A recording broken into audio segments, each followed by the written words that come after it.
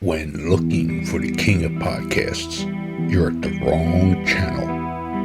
Well, excuse me! Looking for good ideas for life? You're far from good hands. Hey, bud, what's your problem? If you think the listener is always right, you're far from the right place. Out of order! Even in the future, nothing works! Hosted by a Northeasterner by birth, but a rebel by choice. Are you threatening me? If you want a host that floats between love and madness, and we know the night is always gonna be here anyway. Thinking of you's working up my appetite, looking forward to a little afternoon delight. then play on and listen to Crazy Train Radio.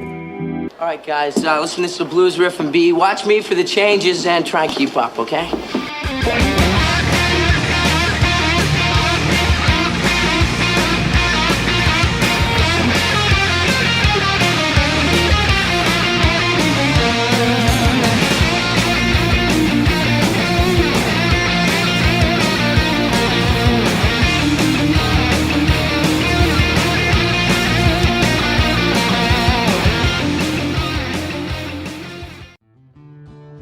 Warning, creators of this game do understand the subject matter may be offensive to some, but they do honor the families and people that have been affected by these real-life tragedies that these individuals have caused. Want to play a game? Oh, yeah! Lover of true crime? Yes, yes, yes. Well, we got an interesting game for you to check out. Wow. With the mashup of influences such as horror movies, collecting cards, and RPGs. What? Led to giving birth to an incredible creation of this game, Killers, the card game. You are all my children now. This game is a collectible trading card game featuring some of the most infamous killers, with tidbits of trivia on the back of each card to help you learn some insight to each criminal. Who the hell are you? Let's not forget, during the game, cops will be chasing you and these criminals. I'm a cop, you idiot! However, check out their website listed through all social media today, which can be found under Killers, the card game. Am I on the internet? I want to play a game.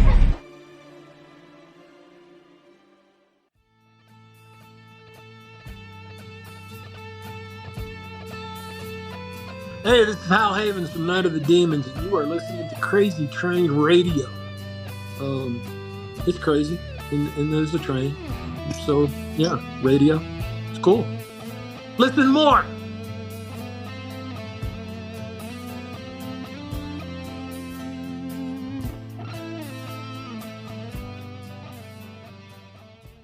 Hey folks, it's your least favorite host in the podcast world, Croc, Jonathan Steele. And boy, do we have a good one for you today.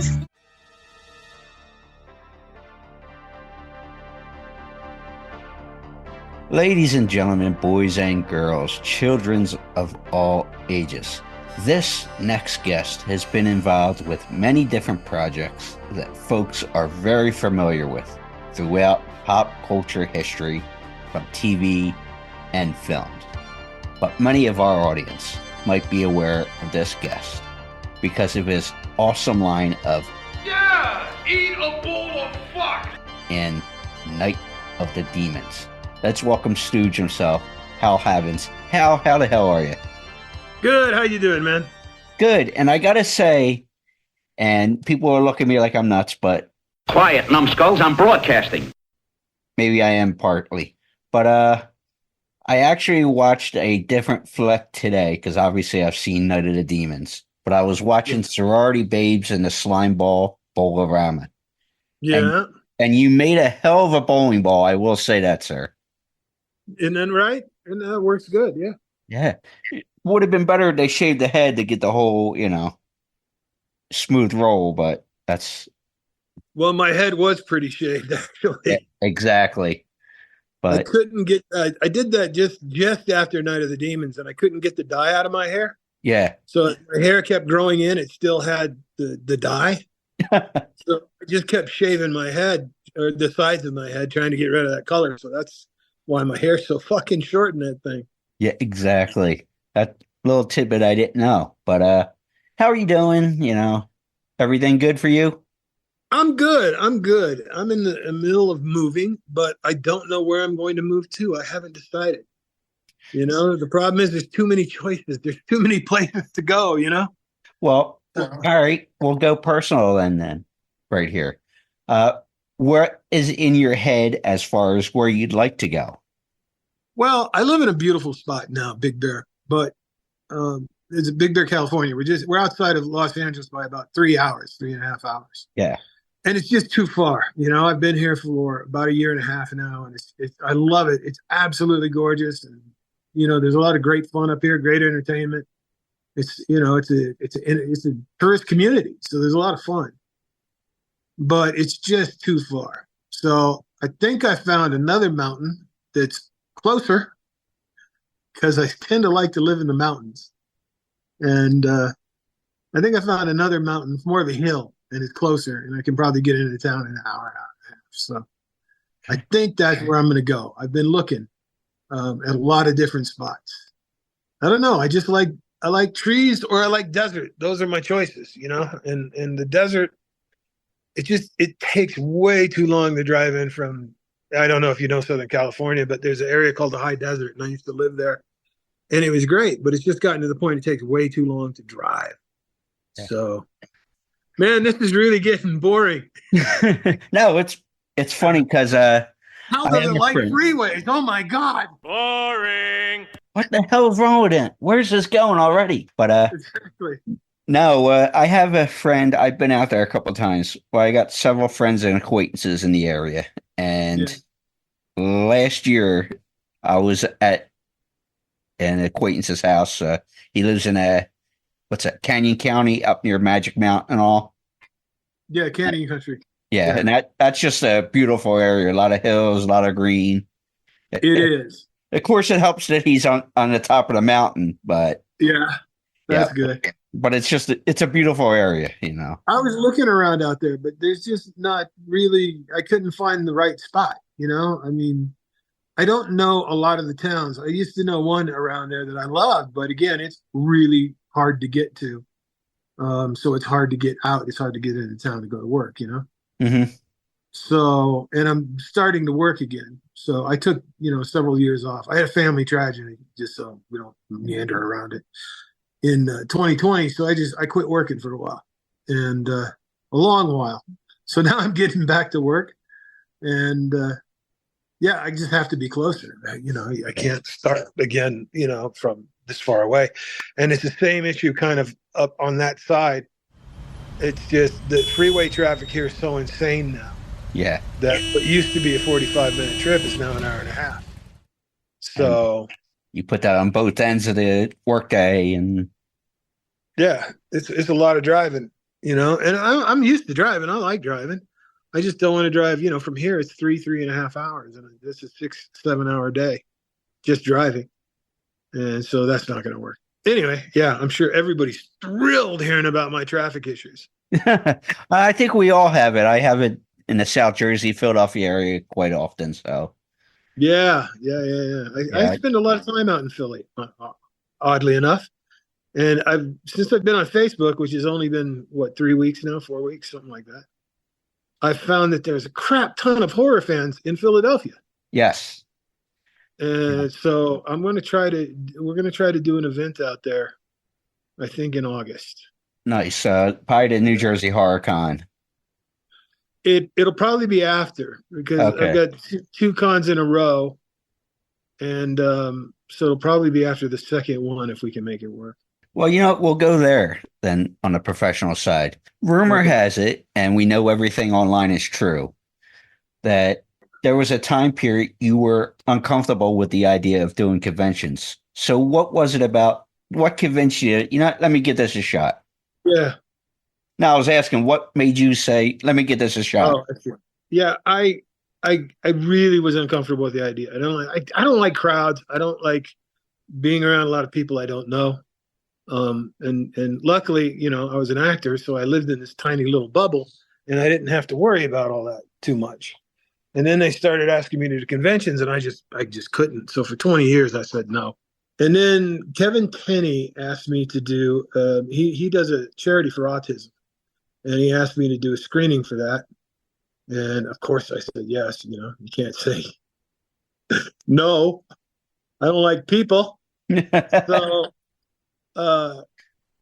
I went, and it was just you met. I don't know. There must have been 200 people there. The audience was full, and I just realized that people are a lot nicer than I thought they were.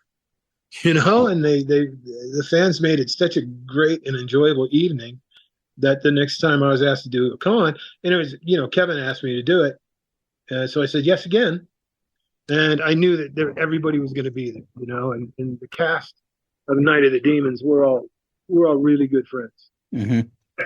We don't really talk a lot, but we all have really warm feelings toward each other. And so when we get to do events together, it's a blast. We always like it. So yeah, that's that. So I did that, and I did the first con, and it was great. And then I just started doing them after that. I haven't done that many, in all honesty, but I like doing them. I like getting away, and I like meeting fans now. It's really a joy. It's a blessing to have fans, Yeah. And I love hotel rooms. There's nothing better than a crisp, clean hotel room, and they will bring you food. All you have to do is get on the phone and say, "I want food," and they'll bring it to you. It's awesome. It's a beautiful thing. So basically, they're a lot of fun. And another thing too is, like, when you travel for work, you never saw anything. You never got to experience a city, or you just were in and out. People ask me, like, "Oh, what's New Mexico like?" And I say, "It's like the inside of a white van," because that's what you do. You just drive back and forth in a van. And so usually you'll have a day when you're doing cons, a day or an afternoon, where you can go visit something and go experience it a little bit. And that's a lot of fun. We're doing Ohio, and I don't know how close we are, but I hope we're close enough to go to the Rock and Roll Museum. So, nice. That's in Cleveland, so. Yeah, we're in Marlboro, and I don't know how far they are apart. Yeah, I'm not familiar. I'd have to look it up.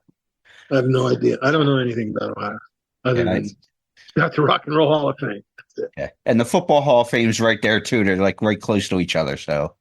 Yeah, I mean, I wouldn't know football if you hit me in the head with it. And I played football when I was young. I just never paid attention to the sport, I was going to say, I'd rather not hit you in the head. I just met you. I don't have a reason to be negative, but. Oh, I'll give you one. Trust me. Just give me time. You're like me. Give me time. No, yeah, I'll fuck this up easily. Welcome to the club, buddy. But you mentioned about your getting along with co-stars and stuff. I know this will come out after the fact, but I want to, since I did it privately with her, Linnea Quigley, I sent you a text. Happy birthday again. Love you. You're a great person. Love what you do with animals. So Linnea is awesome. She's the best. Person. She really is. She's sweet as she can be. I'm telling you, man, the whole cast was really great. Exactly. I don't have a negative word to say about any of them. And they were just a great bunch of people, and I love seeing them when I get a chance to see them. And that's the best part of the cons, because most of the time when I do a convention, it's with other Night of the Demons people, and so that's one of the best parts. I get to see them. So, speaking of with conventions and the horror connection and everything else like that, what would you say the strangest thing somebody may have brought to you to sign at a convention? Because obviously the talent will usually have 8x10s and stuff there, but is there something that stands out that somebody had brought you to sign and you go, what in the hell is? No, I've never had anything weird. I've had cool stuff, a lot of artwork and stuff like that. I've signed people. Usually girls will, do that. Can you sign me? Oh, okay. It almost sounds like that Johnny Depp story I recently heard about. Yeah, there is the Johnny Depp story. I don't know if I should be telling her about that. was pretty hysterical, and we were young and stupid, so Yeah. we were doing what was that show? 21 Jump Street. Yes, we were doing 21 Jump Street, and Johnny just turned to me. We were talking. He like goes, "Hey, you want to see something funny?" And I'm like, "Sure, I like funny." So we walk over to this thin plastic police tape that's holding back literally like 300 girls. And they're all teenage girls. They're all there to see him. So he walked over there, and they're all like, "Yeah, give me your autograph. Give me your autograph." And the one girl's like, "Give me your autograph." And he said, "Okay." And he took a pen and he went to write on her chest. And he said, "What's your name?" And she said, "I don't know, Janelle." And he writes, "Hello, Janelle. I don't have room. I need a button." So she pops a button, and he says, "It's a pleasure to meet you. I'm really glad you came here today. I need another button." And he writes all the way down until she opens her shirt all the way, and he signs right around her belly button, Johnny Depp. And it was one of the weirdest things I saw, but it was hysterical. And I can only hope that he was doing that to a girl that was of age. Yeah. I'm sure he was. I mean, I don't think he's crazy. Yeah. But the funny part about the other half of that story I heard is because obviously fans saw you guys together. You do a fight scene, you go back to your trailer, and the fans it turned on you. You went heel. Oh, yeah. All those little girls, man. You beating up Johnny Depp. Holy shit. That was, I walked back, and they were so angry. And because it was such a change, too, because, I was hanging out with Johnny, so I was like the coolest guy in the room, right? Yeah. And they're all like, "Oh, yeah." And then, we get in this fight scene, and we're rolling around, and I'm smacking him in the head. And I walk back, and they had turned evil. And I mean, evil. And the only thing holding them back is the plastic police line. So I went all the way around. I walked all the way around the parking lot and to get to my trailer. And I didn't come out again. I was like, I'm not coming out without security. I'm not doing it, because they were spooky. I don't care what they are. If they're a bunch of little girls, if there's 300 of them, you're a dead man.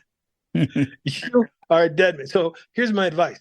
Never slap a heartthrob in front of teenage girls. That's my advice. Oh, geez.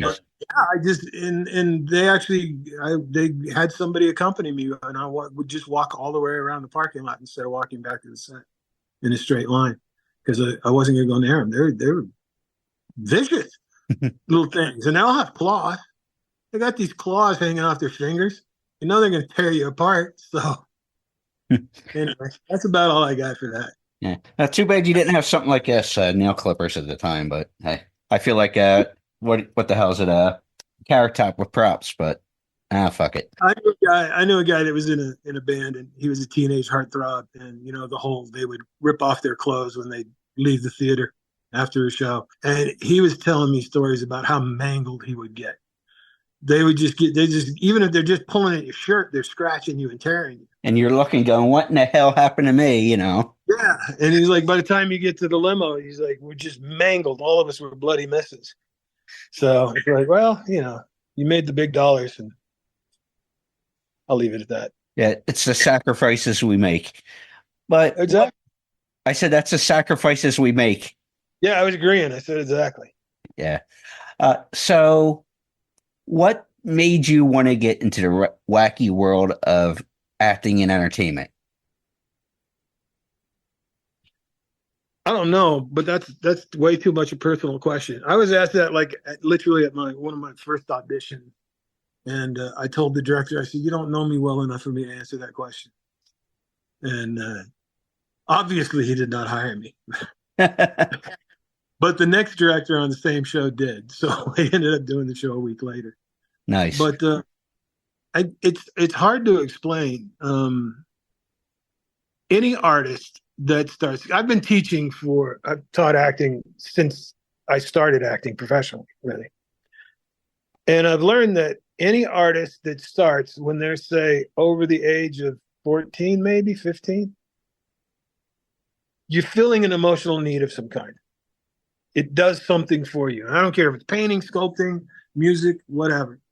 You're feeling an emotional need. The only actors that I've run into that's not true is the people that their parents started at a young age, because they didn't get into it because they needed to. They got into it because their parents were taking auditions and they were having fun, and that was it, you know? Mm-hmm. But yeah, so it basically, it fills a need that I really can't describe, but it does, you know? And when it works, it's as good as anything in the world that I've ever experienced. So that's that, you know? I mean, it's just something you love, and you better love it because it's a difficult industry, you know? Yeah. And, Because you're like gypsies in a lot of ways. So definitely gypsies. Luckily, I am a gypsy, so that works out. as we talked about before at the beginning here with the being on the move. But yeah, exactly. There you go. I need my caravan trailer now. nice. I'll work on that when we get off this call. So obviously the original game plan from what I heard was you wanted to do stage, but I'm more familiar with both the TV and film work. So have you actually done stage? You've done some research. Oh yeah, I've done like, I don't know, 50 plays, 55 plays, somewhere in there. Yeah. Yeah, it's scary. I learned how to read once in a while, and I even used a picture book still. But yeah, that's where most actors start out, is on local stage. And then you move up to regional stage, and then, you know, you just keep moving up until somebody's finally paying you. And that was my dream. You know, my dream was to go to New York and work on Broadway. Because back then there was a lot of drama on Broadway. I was like, I wanted to be a part of that. But anyway, I ended up staying in Los Angeles because I met my wife. And I was like, I'm going to stay here. I think this will work out for me.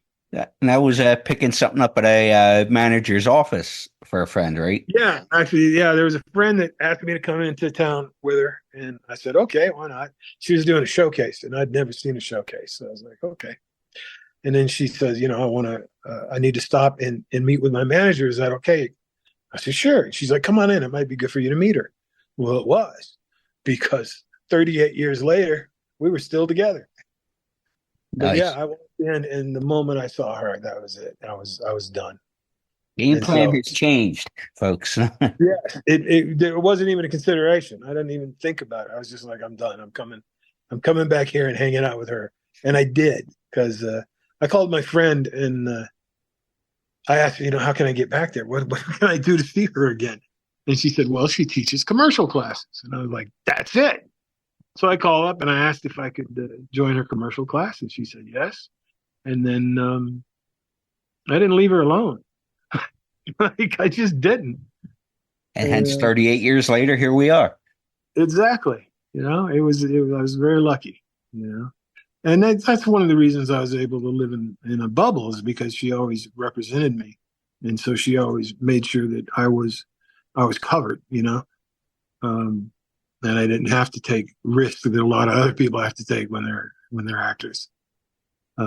So yeah, she always covered me. I never did Facebook. I never did anything like that. And then after she passed away, I found out that she was doing Facebook for me, you know, and I didn't know that. She never told me. So that's the kind of woman she was. She was pretty awesome. Sounds like she was a saint. Sounds like this woman. Yeah, she was, actually. She was a very good woman. She did a lot of good for a lot of people. You know, she was originally a casting director, and she put, I don't know, 10,000 actors to work, and I'm not exaggerating. She did, one time I counted how many jobs she did, and I stopped at 7,000 because I couldn't do anymore.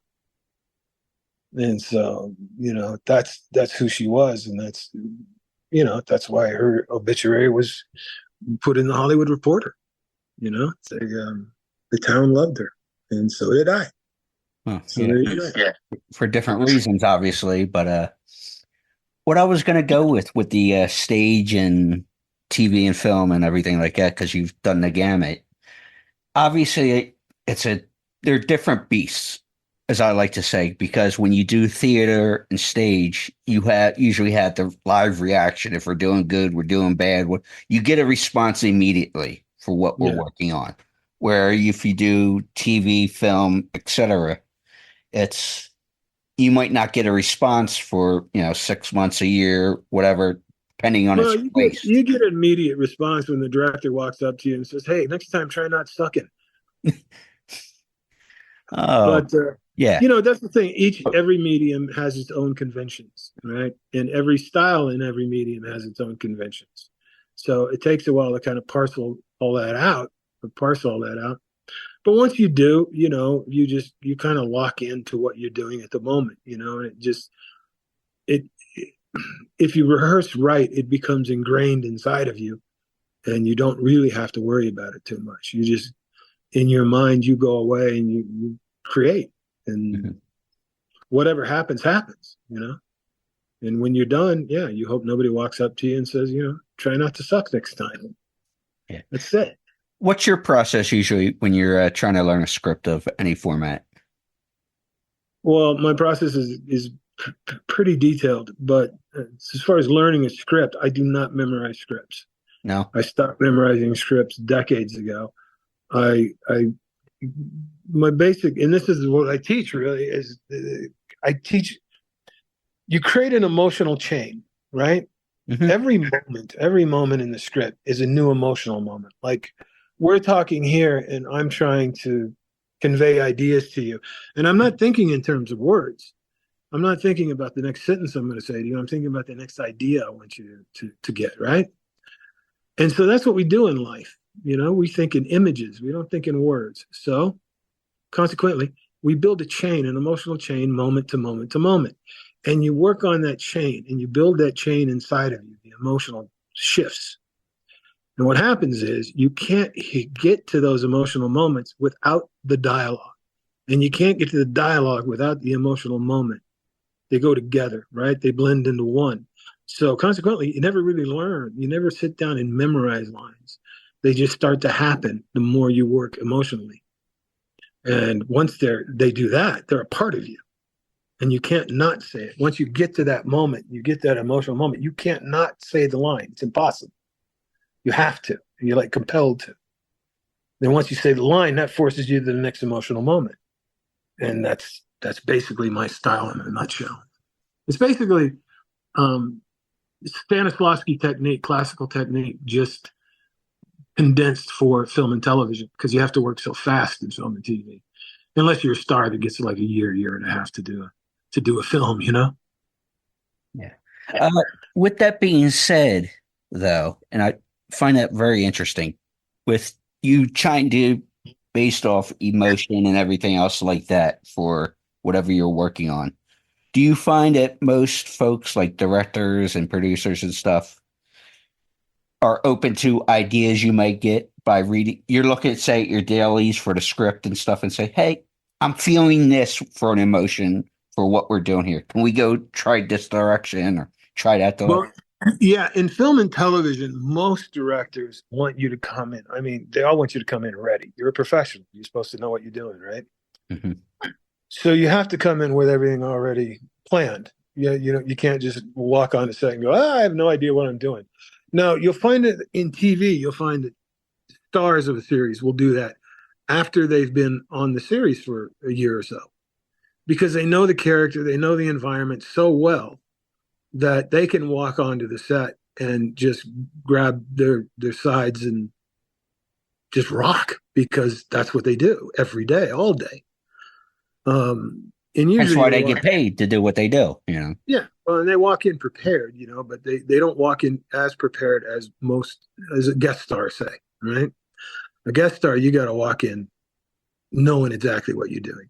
And then if the director wants it to change, they'll ask you to change it.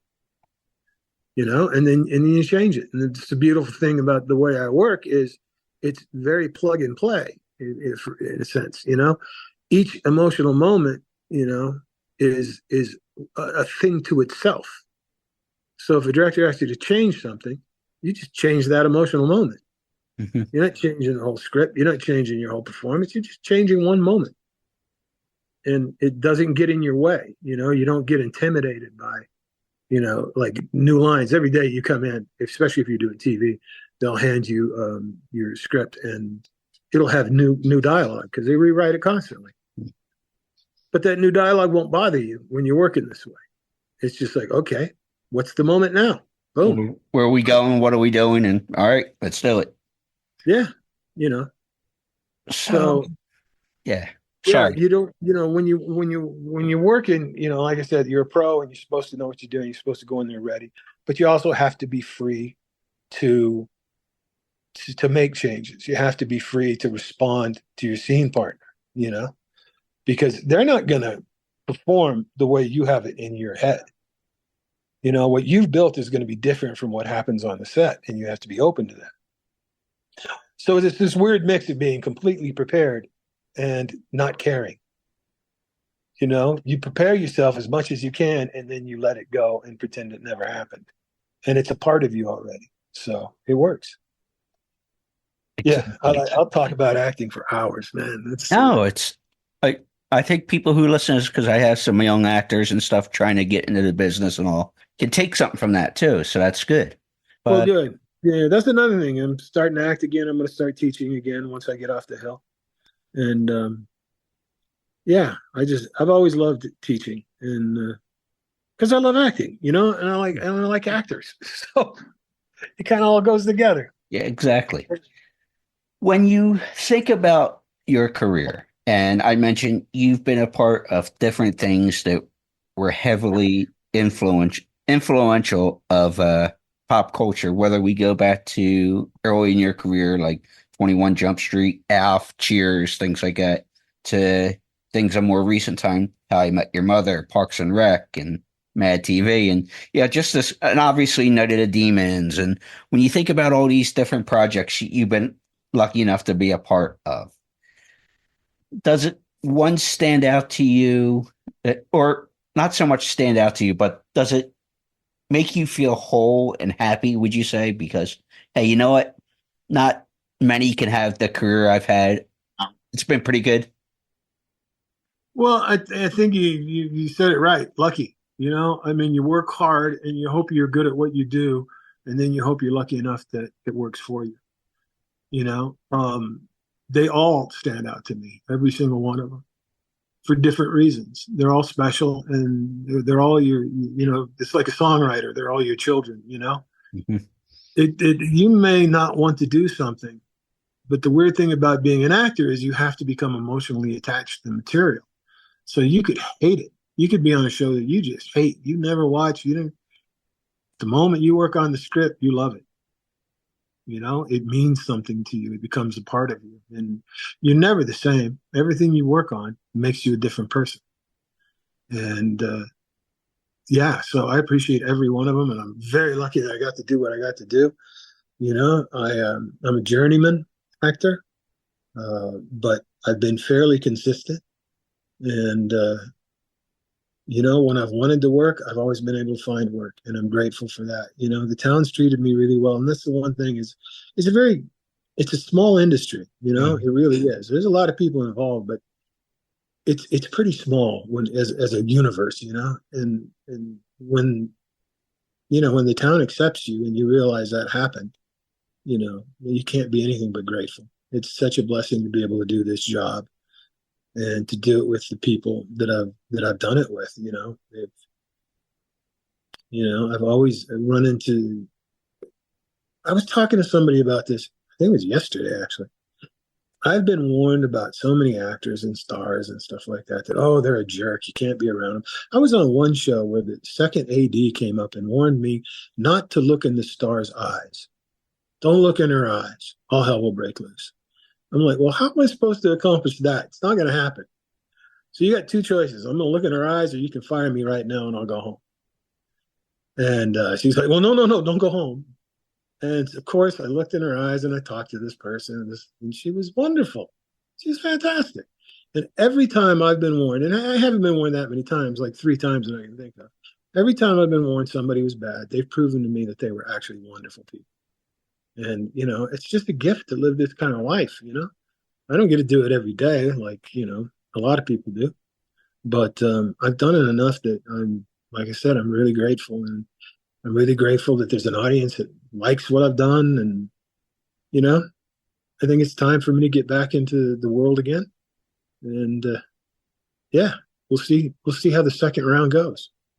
And it goes to the theory I always live by, and that's you don't make a judgment or you don't judge a book by its cover until you read the book. So That's a good point. I can like that. listen to hear people say, "Oh, don't talk to this one, don't deal with that one." Don't until I have some sort of interaction and firsthand knowledge. I'm not going to make a judgment on somebody. So Yeah, but I'll tell you, in my entire career, I have never met anyone who's treated me poorly. Pretty much, nice. I've only seen one incident where somebody was treating somebody else poorly, and it was bad enough I almost stepped in. But luckily, he stopped before, and since he was one of the stars of the show, I didn't want to have to get in a big argument with him anyway. But yeah, that was the only thing. That was that one time that I was on a set where it went bad like that. And everything I've ever done has not been that way. It's always been completely the opposite. Like I said, it's a blessing. It really is. It's a gift, and that's the way I've started to look at the conventions. That they're not really intimidating anymore. I get a little nervous still, because I'm just not good around groups of people. Yeah. But everyone is so kind, and everyone's so nice that it's just like it's awesome to do it. It's awesome to go over there and you don't. I always say I don't get treated this good at home. I get home and it's like, all right, fat guy, take out the trash. Yeah, You're exactly. There's a whole week's worth of dog poo in the backyard waiting for you. Yeah, you gotta go back to normal life, quote unquote. Exactly. But last question for you, because I found this interesting in doing my reading. And obviously I referenced it in the introduction there about the line of eat a bowl of fuck. And rumor has it that you heard it from John Belushi performing a comedy routine live on stage. I actually read it in his autobiography. No, not his autobiography, his biography. It was in Wired, I think it was. He was working at Second City in Chicago, and he was basically the headliner at Second City at that time. He was so brilliantly funny, but still, they only made like $20 a week. They were making no money. They were all living together in the same apartment, eating bologna, So in a rehearsal, he pops off with that line, eat a bowl of fuck. And the artistic director is like, look, dude, the one thing you cannot say on the main stage is eat a bowl of fuck. Just don't. So, of course, that night, he walks out on the main stage, and the first thing he does is scream, eat a bowl of fuck. And they suspended him for 2 weeks. Hey! What's this lying around shit? Well, what the hell is supposed to do, you moron? Which, that means he lost $10 of his $20. Now, this is back in the 70s when $20 could actually buy you some food, but man, that's a hard life right there. But they were smart enough not to fire him. So I read that, and like the next night, I was shooting on Night of the Demons, and I went to Kevin. I was like, dude, I got to be able to say this somewhere. Let me say this. And he's like, okay. And I said, where? And he's like, I don't care. Wherever you want.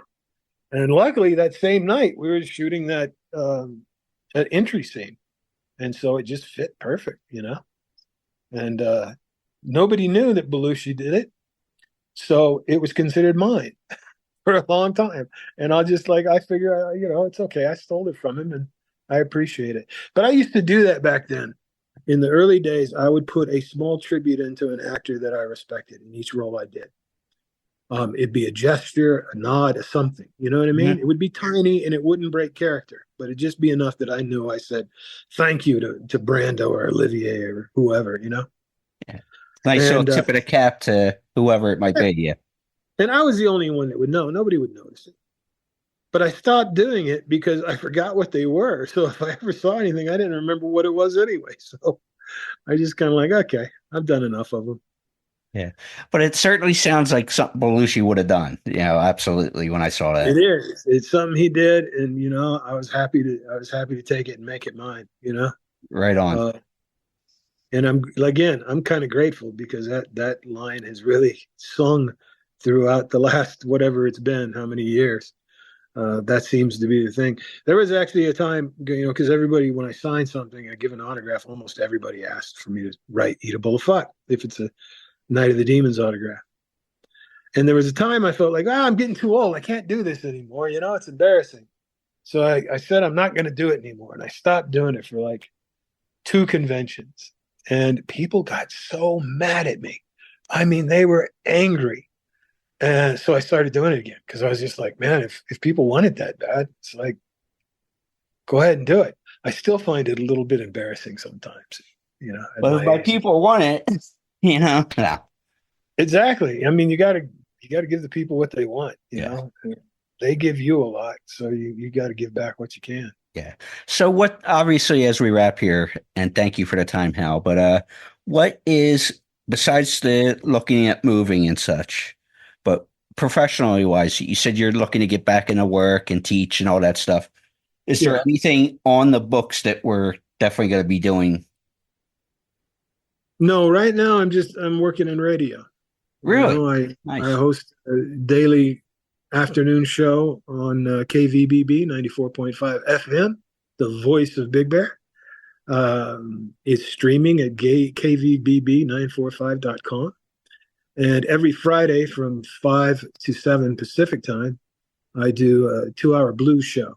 Nice. Which has everything from foundational blues to classic to progressive blues, and stories about the artists that perform it. And so I love doing that show, and because I'm a blues fanatic. Who's your favorite blues artist? Well, alive, Buddy Guy. I love Buddy Guy. Buddy Guy is amazing. And he's going to be playing here in the Southland in about 4 months, and I'm going to be there for sure. But my favorite blues artist of all time is Jimi Hendrix. And he's the guy that turned me on to blues. In fact, the show I do is called The Red House, and I named it after his song, Red House. That was the first straight blues song I ever heard, and I just went nuts for it and started eating blues forever, you know. But there's so many great artists out there right now. Joe Bonamassa, Beth Hart, you know, they did some work together. They did an album together. It was just, every song on it is amazing. And Bonamassa is he's the most important blues artist alive today. He's the ambassador of blues for the world. And he's one of the best guitarists on the planet, too. Nobody can touch him. But I like the blues. It's another subject I can go on and on about. Well, I'll wrap with this, and I don't know where he'd rank on your list, but as a music nut and a blues guy myself, my guy has always been Jeff Healey. Jeff Healey was fantastic. Man, he was good. I play him all the time on the show. Yeah. And little Canadian guy. Yeah, Toronto. And he was also a great jazz player, yes, just like Hendrix, blues and jazz, just like Hendrix. And apparently he had over 75,000 records in his record collection. Yes. So I told you, I like to tell the stories about the guys too. I'll have to connect you with his guy, that represents the state and stuff. So, but for sure. Roger is awesome. So I'll have to connect you with him for your show and stuff. But Hal, thank you so much for the time. All right. Well, thank you. I appreciate the invite.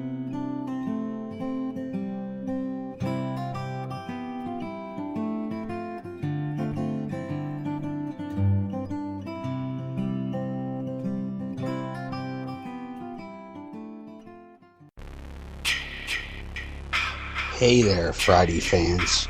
We know how much you enjoy the movies.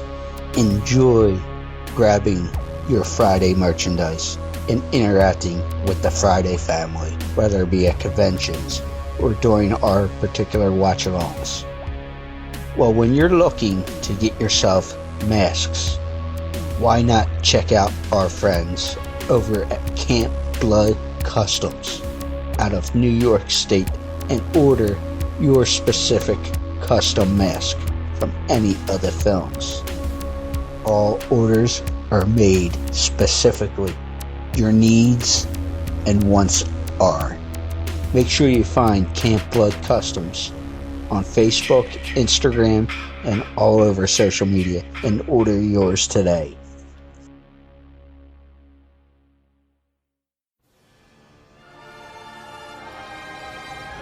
Hi, I'm Linnea Quigley. I'm a Scream Queen, and I'm on Crazy Train Radio. Listen if you dare.